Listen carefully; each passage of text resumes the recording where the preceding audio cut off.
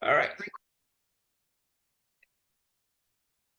All right, so let's just quickly start the game here. So Darlene Butterfingers has taken a job in a graveyard. So she's gonna work 2 days out of the 5 days. So remember from last week, you would choose 2 days between Monday and Friday. So let me know your choices there, guys.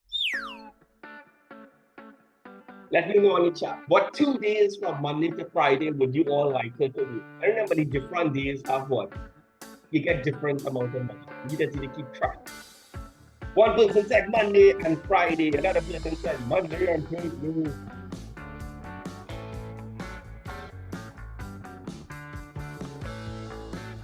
Tuesday and Thursday. Another person said. All right, so let's see what the different days bring and what luck you all have.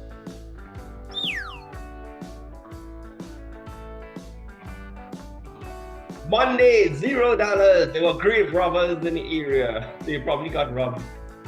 Tuesday, $10. Wednesday, $8. Thursday, $9. And Friday, $75. There were a lot of funerals that day. All right, so make a note of how much money you got.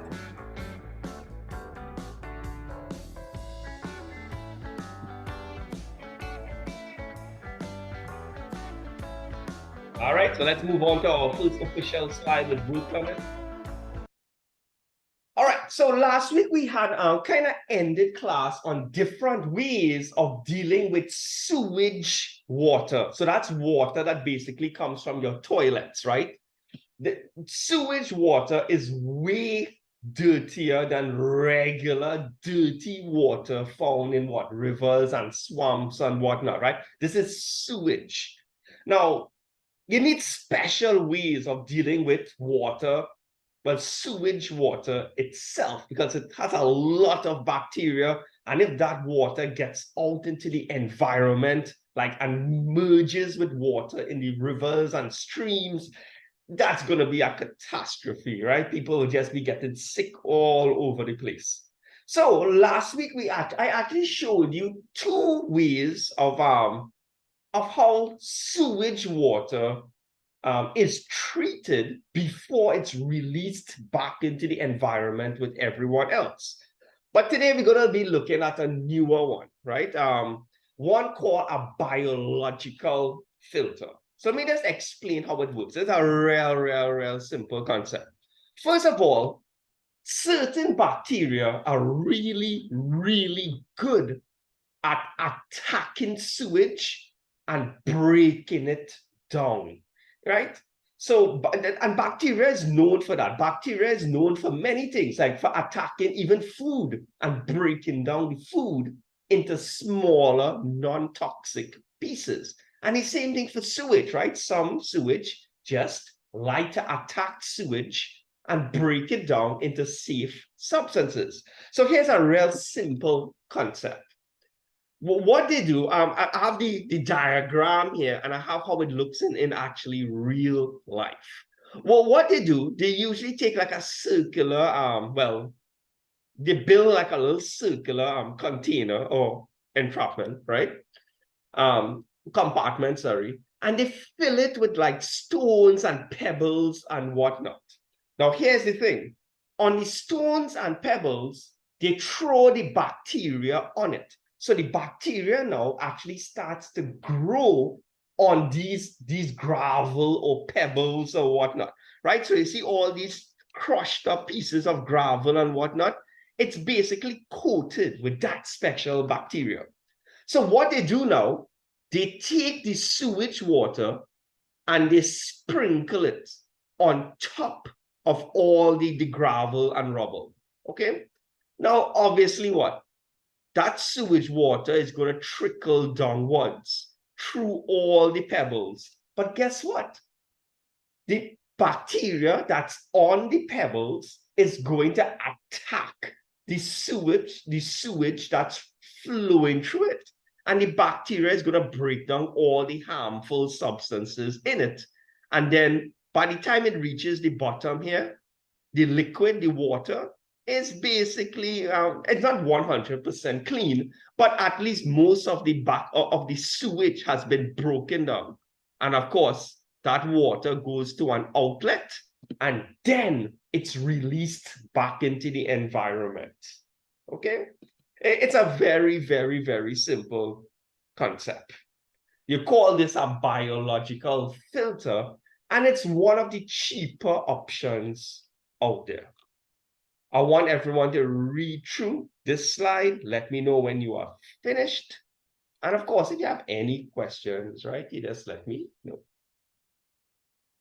Right, the organic matter, this word here, it is the sewage, right? The organic matter.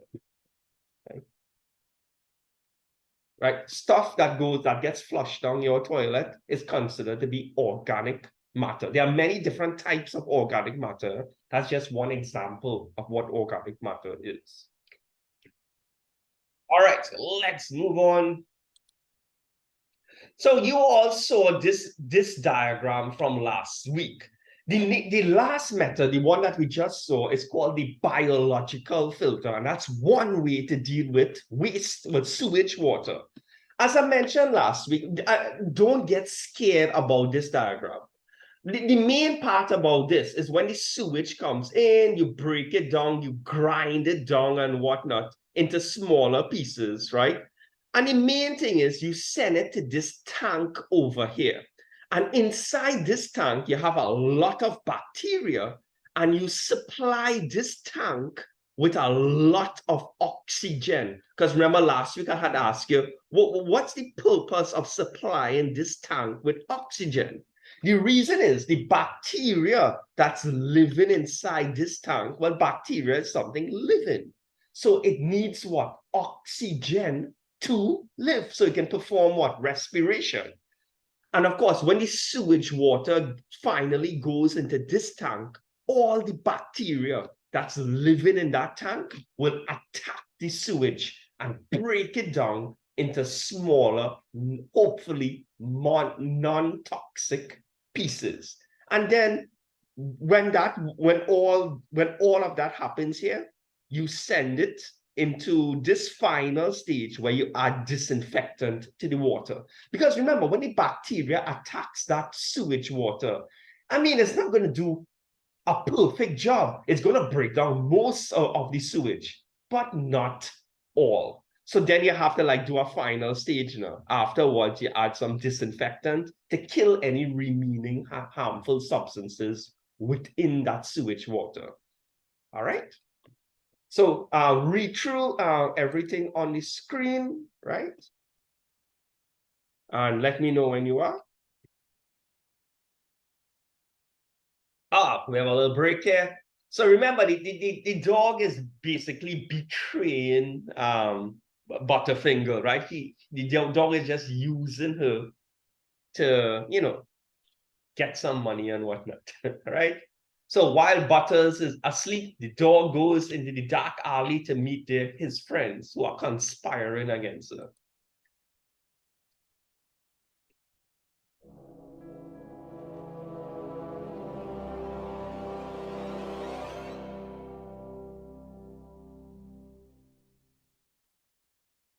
All right, so apparently the rats and the dog have a plan. They're going to kidnap Butterfinger's baby brother. I know, get a ransom out of it. We'll see how this turns out, sorry.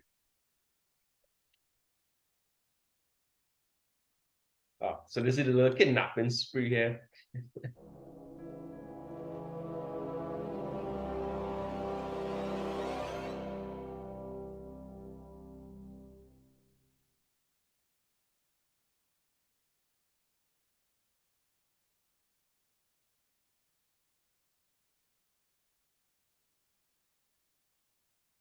All right, so this story is shaping up a little bit.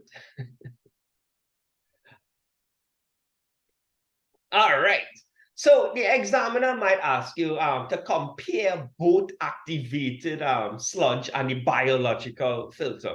Now, remember, activated sludge and biological filter, it's not for one house. Activated sludge and biological filter is like for an entire village. We're not, like some communities have one one system that, how you say, purifies everyone's sewage. Most people in Trinidad, like me and you and whatnot, have what? Individual septic tanks to the back of our houses. But in some places, everyone's pipeline or toilet is basically connected to either one activated sludge system or one biological filter, right? So this is more, these are huge systems. So as I mentioned before, trickling filters, remember the trickling filter is the same thing as the biological filter, right? It has two names. As we mentioned, that one is simpler, cheaper, and requires way less energy, right? So trickling filters are also easier to operate, right? Meaning that if you have to hire someone to manage the biological filter, it's going to be a pretty easy job for them, right? However, the activated sludge system, obviously, but how it's more complicated and more expensive, like I mentioned, it's more effective at removing pollutants from the sewage, right? And can be operated at a wider range of temperatures. Think about it. The biological filter, when we had drawn it, right, wasn't this exposed to the environment? So if, and Trinidad, we don't have winter and whatnot, but the biological filter, let's say it was winter, like a real cold winter. Do you think your biological filter will be working? No. By the time you spray that sewage water here, it's going to freeze up, right? The activated sludge one, you can, that's like a, how you say, everything is covered. You can have a roof over that, you know, all kind of things, right? That one is going to, the temperature is really not going to affect, the weather is not going to affect that one, right? So quickly read through everything here. It's pretty easy to understand, but still take a read.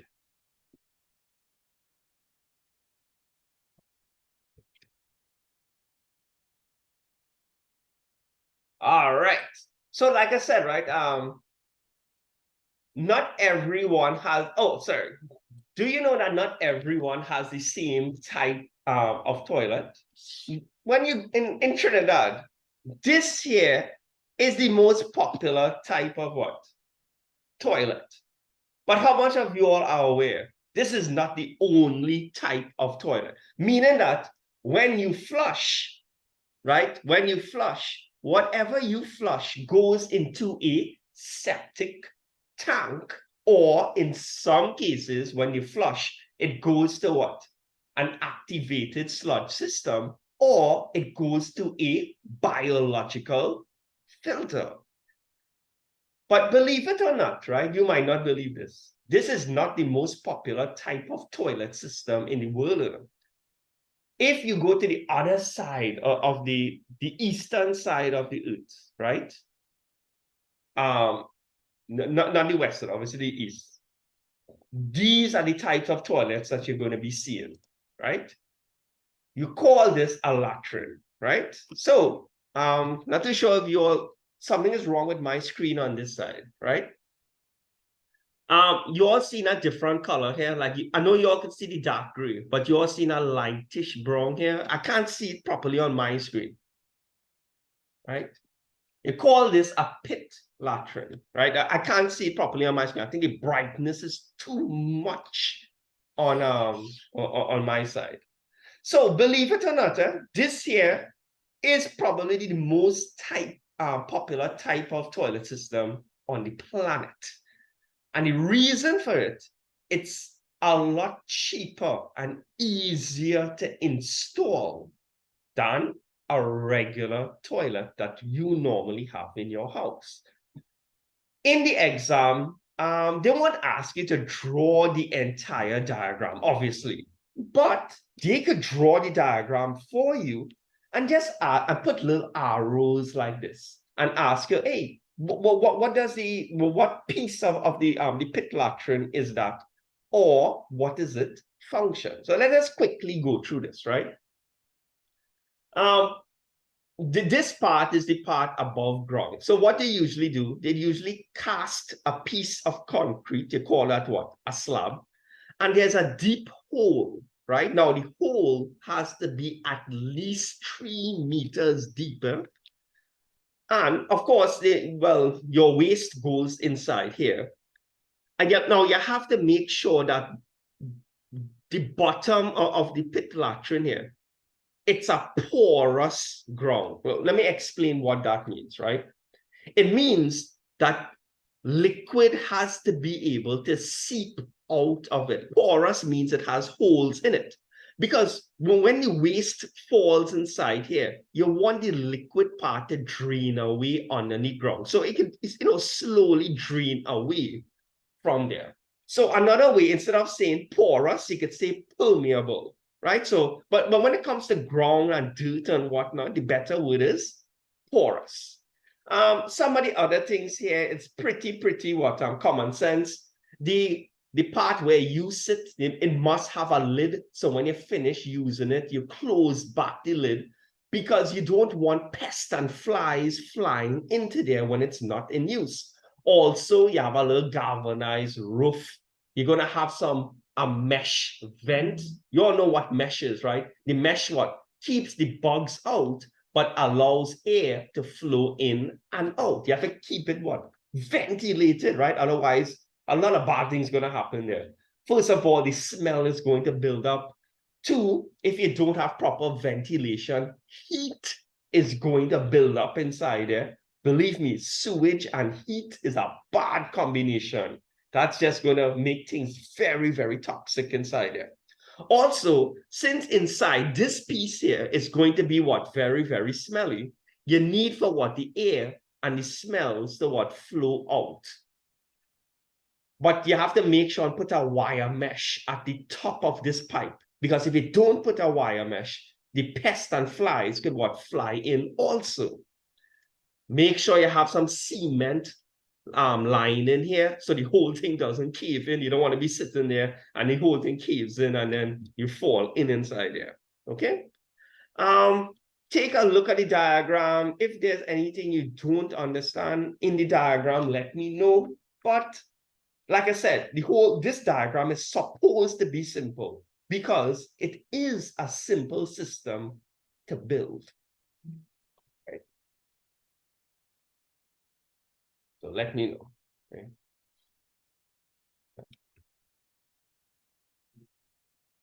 All right. So, right. So, the sitting of a latrine. Now, you can't build a pit latrine anywhere you want, right? There are certain places you're allowed to build it. It is, let me just read through this quickly. It is recommended to when I say excavate a latrine, I mean build the latrine, like dig the hole, the 3-meter hole and thing, at a significant distance away from water sources. You don't want it to be built close to streams or ponds or whatnot, and it's for obvious reason. Remember, at the bottom of the pit latrine, it's going to be porous. So all of that sewage water is going to leak out underground into the into the soil. Obviously, you don't want that to leak into drinkable water sources, right? So when you're building one, different countries will have different specifications, right? But you have to build a certain amount of meters away from rivers and streams and wells and whatnot, right? Because once you contaminate the water, the drinking water and the bathing water around you, well, then the whole community is at risk. You can kill everybody, right? Slowly, right? Also, the latrines should be built at a lower elevation than water sources. So for example, right, if you have a hill here, right, and then over here, you have a kind of stream or a pond, do not build it at the top of the hill. Because when you drill the 3-meter hole here, it's going to flow downwards.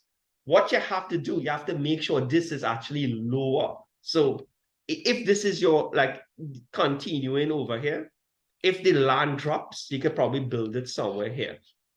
So the latrine is at a lower level than the streams or the lakes or whatnot. That is all that note is basically saying, right? And these here are the, and to avoid unpleasant or odors and risk of contamination, please don't build it close to residential areas, right?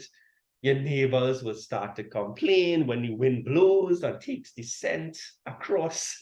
So you have to build it at a, you know, a decent distance.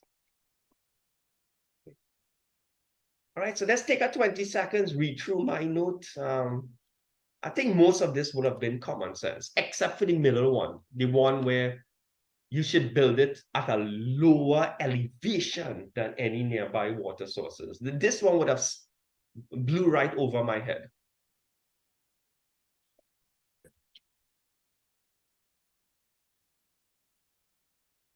All right, so Butterfinger is still working here, right? So let's see what's going on here now. So the dog, who's obviously behind the kidnapping, goes up to her and asks her why she's so sad. But he obviously knows what's going on. And Butterfinger is not having a very good day. So she has to work for two things now, to pay the ransom and raise money for the evil dog here. Anyway, guys, choose to, she's working at a resort now. Choose 2 days from Monday to Friday. Choose 2 days. Let's see what happens.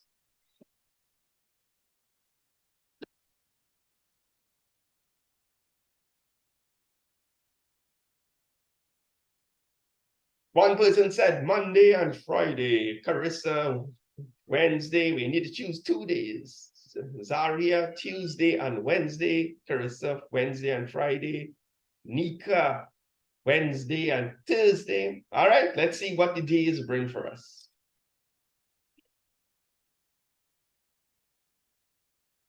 Monday, $10. Tuesday, 0. No one was tipping at the resort. Wednesday was 12. Thursday was really a really good day. And Friday wasn't too bad, $20, right? So keep note of how much money you got. Right, so some people have bad luck and keep choosing the $0, but what you gonna do? Right, so let's move on. Let's move on. All right. So sometimes they will ask you what's the advantages and disadvantages of what? Of a pit latrine versus what? I'm sorry, what are the advantages and disadvantages of a pit latrine? Give it a read now, and if there's anything in this table you don't understand, let me know, and I'll gladly explain it. I'm going to take a read too and see if there's any fancy words in it, and if so, I will explain it. All right. How about this? How much of you all have been so bored one day, like your PS3 or WhatsApp was down or TikTok crashed? So you sat down and asked yourself, all of that garbage in my house, when I put it outside for the garbage truck to collect, where does it go? Has anybody ever been so bored in life? I have. All right. All right. So now we're going to discuss where all that garbage goes. Just asking you all, based on that picture, where do you all think the garbage actually goes? I mean, after the garbage truck takes it, where does the garbage truck take all the garbage? Well, you all call it the dump, right? It takes it to the dump. Anybody knows the real name for a dump? We instead of just calling it a dump, what's the real official name for a dump? It starts with the letter L. Anya, sorry, correct. It's called a landfill, right? So we're going to just discuss quickly how a landfill works. Believe it or not, a lot of people think a landfill is this. It's just a big area of land, and you throw your garbage there, and that is the end of it. But there's a lot of science behind a landfill for it to operate properly. It's just not about dumping the garbage. And you're going to see how complex a landfill is now. All right. So there's some, how you say, some technical terms that you might meet up when we are discussing this topic. Domestic refuse disposal, right? That's a real complex term there. It just, that term basically involves collecting waste from households and transporting it to a landfill or a recycling center. You see this technical term here? Please remember it for the exam. Domestic refuse disposal. That basically means picking up garbage and putting it somewhere where it's supposed to be. And it's two places it can either end up: in a landfill or a recycling center, right? To me, this term is real overkill. I would have just called it collecting garbage, but whatever. All right. Leachate. Let me explain what leachate is. Have you all ever taken up your parents tell you, hey, the bag of garbage, take it outside. But as usual, you have your headphones off or you're doing something more important. So the garbage in the garbage bin, stays in the garbage bin upstairs for a whole week. And then your parents finally blow you out and say, take the garbage outside. I fed up tell you. And when you pick up the garbage, it begins to leak this stinky water.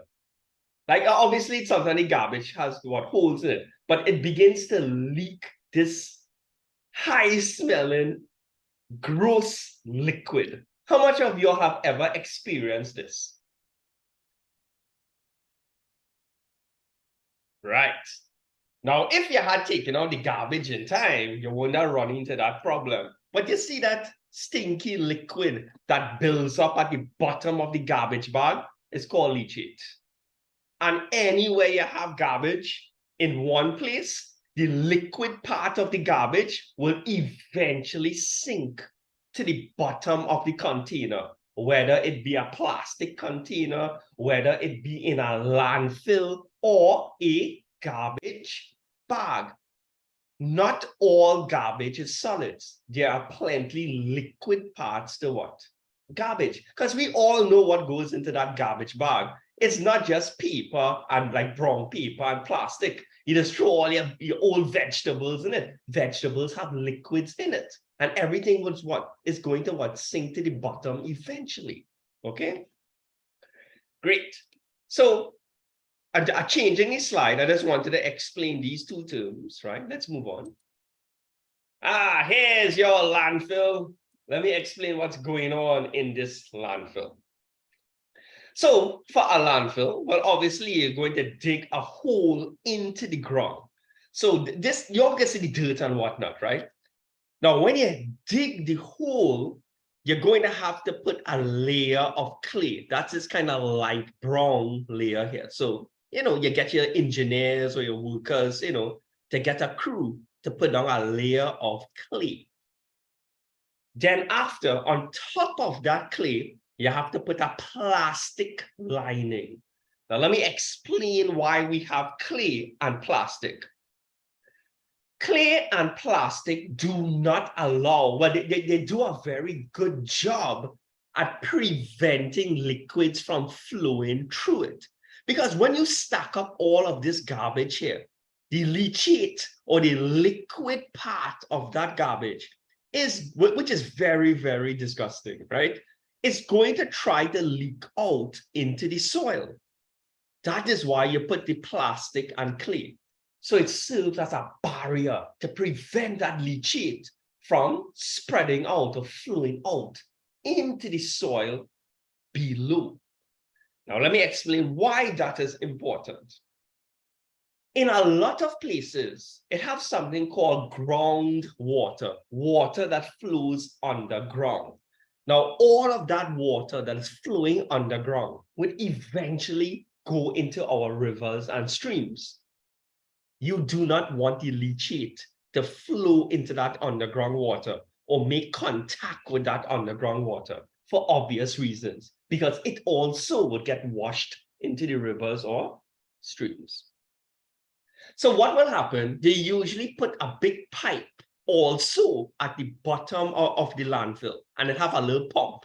And what this pump will do, it will suck up all the leachate from the bottom of the landfill, and it will suck it up and put it into a barrel, well, a storage container. And after they collect that stinky liquid, they will process it and make it back clean. Also, there's a lot of bacteria here now that's feeding on the garbage, right? Garbage is just full of bacteria. Now, while the bacteria is a good thing in a sense, because remember, the bacteria is going to start to attack all the garbage, all the banana peels, or all the tomatoes and waste tomatoes and things, and try to break it down. But here's the thing. Bacteria produces something called methane. It's a gas. Now, for those who watch those little science documentaries and whatnot, is methane good for the environment or bad for the environment? Methane. Is that gas produced by bacteria good for the environment or bad for the environment?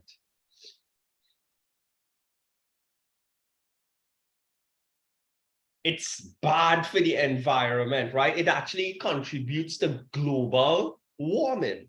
So it's the same system here. They have a pipe that's inside of the landfill that will suck up any methane being produced, so it doesn't get released into the environment. So all the methane gets sucked up into this storage tank. But here's the thing. Methane, once you collect it, can be very, very useful. You see, methane is flammable. You can actually use this methane as cooking gas. So instead of just throwing away that methane, you collect the dangerous methane from the landfill, and then you can sell it to gas companies, and they will sell it back to you as cooking gas. Real useful, right? They're making use of everything.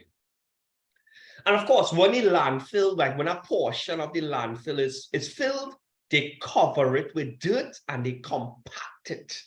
And then once that is filled, they dig a new hole and they just repeat the process. Now tell me something.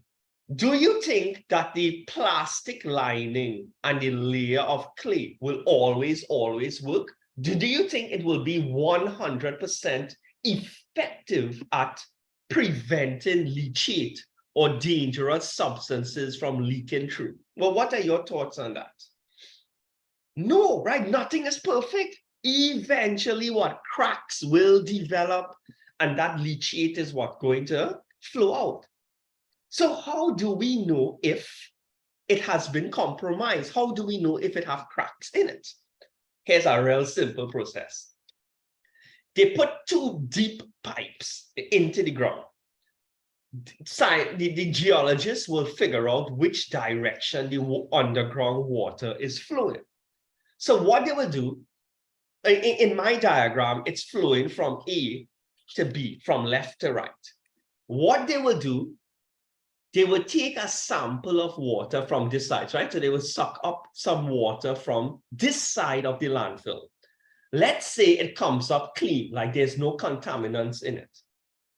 After the landfill, they know the water is flowing this way, they will retake another sample. If the second sample at B comes up clean, is there any cracks? Yes or no?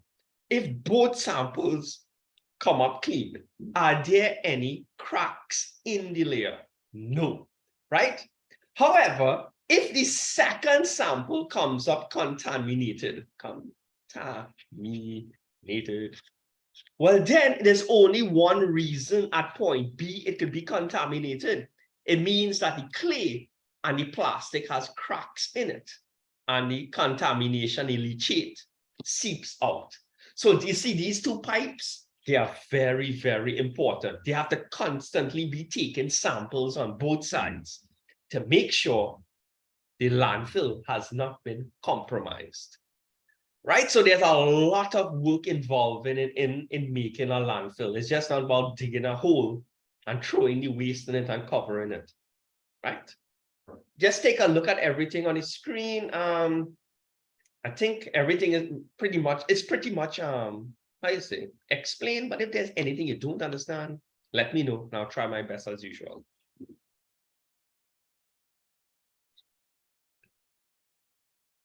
Right, so that's your landfill. Now here's it. Well, I think this is cool, right? About a landfill, right? This is one thing I think is very, very cool. The thing about a landfill, after it's filled up, remember when one hole is filled, right? What they do, they put a layer, they finally have to seal it off.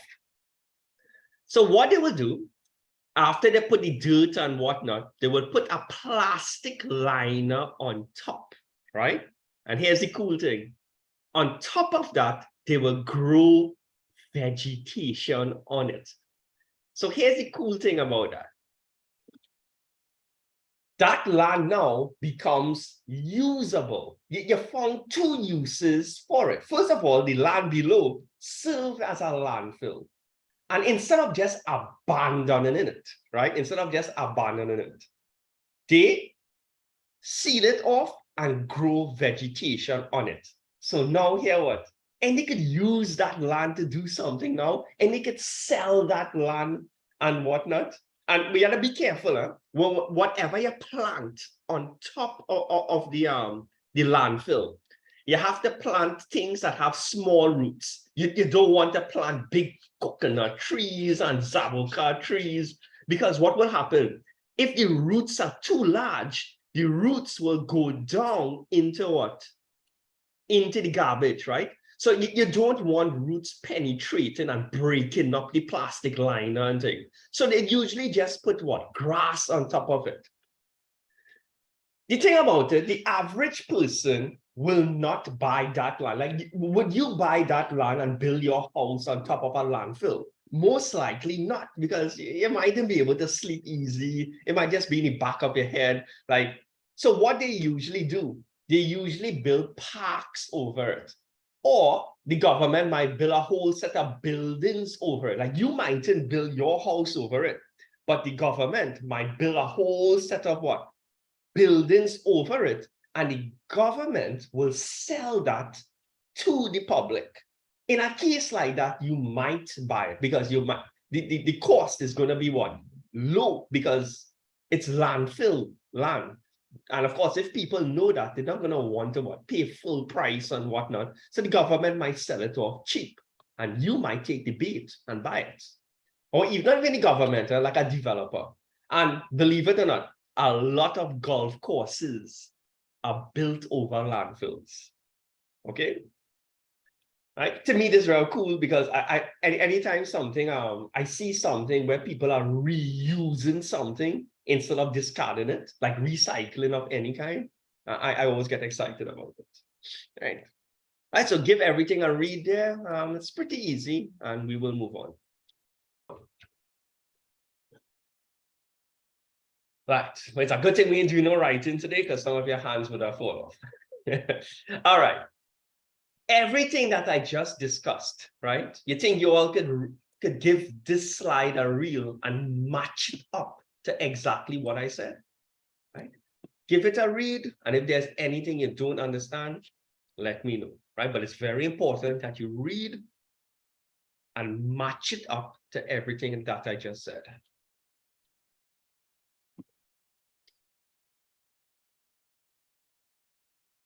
All right. Now, landfills are important in the Caribbean for several reasons, right? Let's just quickly go through. This one is just a read through. Waste management, right? So landfills provide it's always a good idea to have a plan of where to put all the garbage, right? You can't leave it for everyone to decide where they want to put their garbage. You need to have a plan. So having a landfill and telling everybody, hey, this is the landfill. So that way everybody knows where the garbage is going, right? There's a place for it to go. And the reason that is important is that when there's no designated place for garbage to go, you know what people begin to do? people begin to dump their garbage wherever they want. And that is going to be obviously what? A problem. Landfills also creates a lot of jobs. That's what question 2 is saying. To run a landfill, I just showed you how much things goes on in a landfill. You had to have tractors there every day covering pieces of the landfill as they use it. You must have water testers, people to collect the methane, people to pump out the leachate and whatnot. You create a whole industry there, and that's going to employ a lot of people, and people need jobs. And once a landfill is made and run properly, it's obviously going to benefit the environment, because the only other option really of not having a landfill is for everybody to dispose their garbage wherever they feel fit. And we all know that's not a good idea, because when you ask people to use common sense of what they should do with garbage, you know how people are, right? They'll say, hey, it's a good idea to throw it in the river, because when I throw it in the river, it is wash it away from a house, right? Which is obviously a very terrible idea, right? Right, so I'm not gonna, you don't have to read through this one. It's basically common sense from here. Let's move on to the next slide. All right. Now, some of these here are very common sense, right? Solid waste. A solid waste is basically any kind of waste that is solid. I talk about anything from your house. It could be, I don't know, plastic. It could be what? A case, I don't know, case of pear drugs that you drank out or whatnot. Solid waste obviously is bad for the environment.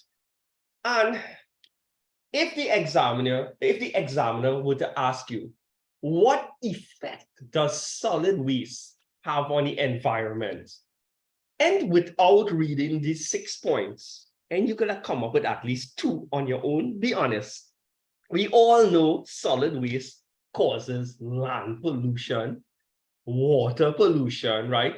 The plastic, if you were to burn it, like it was improperly disposed and you burn it, the plastic fumes are going to go into the atmosphere. It's going to pollute the atmosphere, right? The only 2 that most students are not able to, how do you say, to know offhand is these 2 here.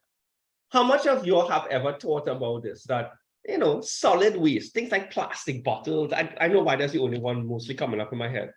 And it could harm wildlife. Well, we all know plastic. It have these things, which is the one that kills the dolphins. Is bottle caps. I'm trying to remember. You all might remember better than me. But plastics and pollution and things, it affects wildlife, right? It can, right? It can kill animals. And number 6, aesthetic impacts. Aesthetics means making it look good. We all know waste does not make the place look good. It makes the place look dirty, terrible. It's not good for tourism. When tourists come to Trinidad and they see a whole set of solid waste like plastic bottles, glass bottles, plastic bags all over the place, you think they want to come back to Trinidad? No, right? Aesthetics and how things look is very, very important. Right, so we'll give this one a read, just a minute, right? And we will move on. Right. So just be able to quote about 3 for the examiner, like how solid waste can affect the environment. Just be able to quote about 3. All right. So the next thing here is a lot of people don't, how you say, a lot of people think reuse and recycle are the same thing. They are not the same thing. But anyway, when it comes to reducing waste, there are 3 ways to reduce it. You call it the 3 R's or RRR. The first one is reduce, right? Now, if you want to reduce the amount of, if you want to limit the amount of garbage that's coming out of your house, and we should just, how you say, minimize what we are using. For example, well, not for example, everything is here. Reduce, right? 1, use energy efficient appliances, right? by now, how much people have started to install LED bulbs in their houses, right? Rather than the incandescent bulbs. How much of you have started to, oh God, I'm tired enough of words. I'm all getting tired. LED bulbs, while they are more expensive, they burn less electricity in the long run. And they're supposed to last what? Longer, right? Which means you buy less bulbs. So when you're instead of discarding about 3 bulbs every month, an LED bulb, well, it's supposed to last years upon years, right? So not only will you be saving electricity, but the amount of bulbs that go into your trash can is going to be what? Reduced. Choose products with minimal packaging. How much of you all are guilty of this? For example, you buy a toy, and when you buy the toy comes in this huge box, but the actual toy is like 4 inches by 2 inches or something like that, right? Sometimes the instructions printed on the box is 10 times larger than the actual product, right? So well, you always try to buy products with a limited amount of packaging.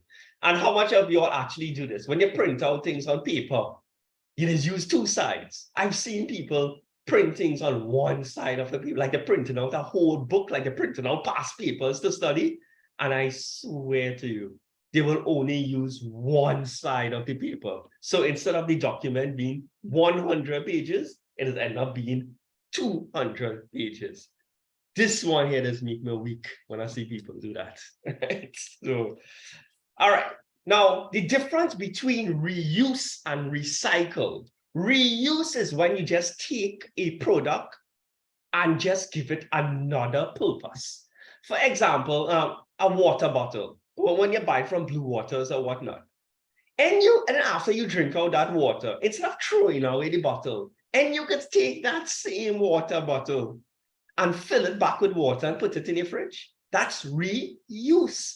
You can also take plastic containers like buckets of paint, those huge buckets of paint. Instead of throwing away the bucket of paint after, why not drill some holes underneath and plant a plant in it? That's reuse. You're taking the same exact product and giving it another purpose. Recycle is a little bit different. Recycle is when you take the product, break it down, like you break it down, and you make something completely different out of it. Or you can break it down and then after remake it into a similar product. But recycling deals with breaking down the actual material of the product. Reuse has nothing to do with breaking down the material of the product. Take a minute, read through everything there. They call this the 3 R's. This is how you can reduce the amount of waste coming out of your house. Because landfills, if not unlimited, eventually, if we produce too much waste, we're going to run out of places to put our garbage, right? We're going to run out of places. And that's going to be a problem.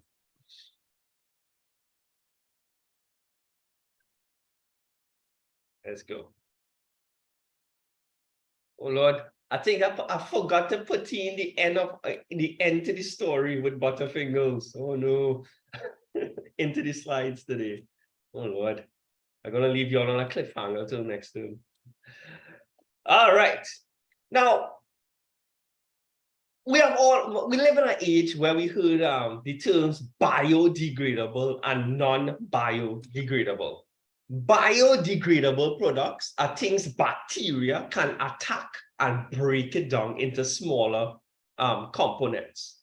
Non-biodegradable are things that bacteria, like when bacteria go on it, the bacteria has no effect. So it has certain garbage. If you leave it out in the environment long enough, the bacteria will naturally break it down. So things that are biodegradable are things like food. We all know food, if you throw it in a garden, the bacteria will eventually break it down and it will join and become part of the soil in a good way, right?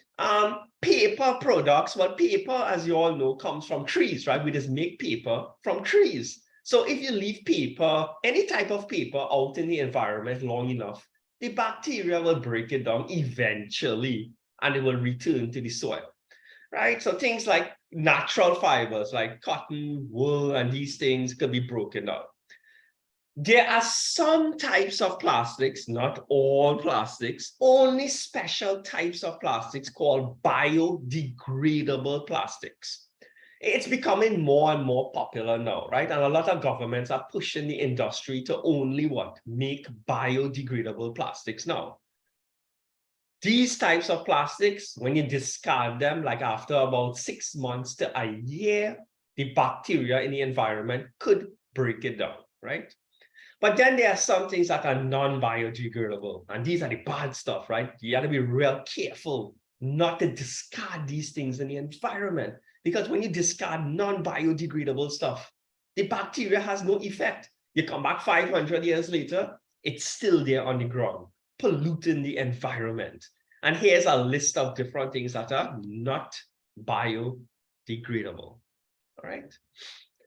Give it a read. Let me know when you are finished. Right? Right? On average, a piece of non-biodegradable plastic, like the regular plastics, it is take the earth about 500 years to break down one piece of plastic. Okay?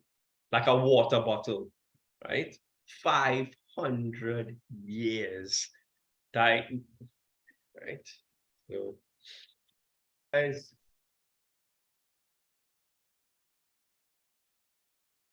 Hey, that's the last slide, guys. We're finished with the topic. We're finished. All right. I didn't realize that was the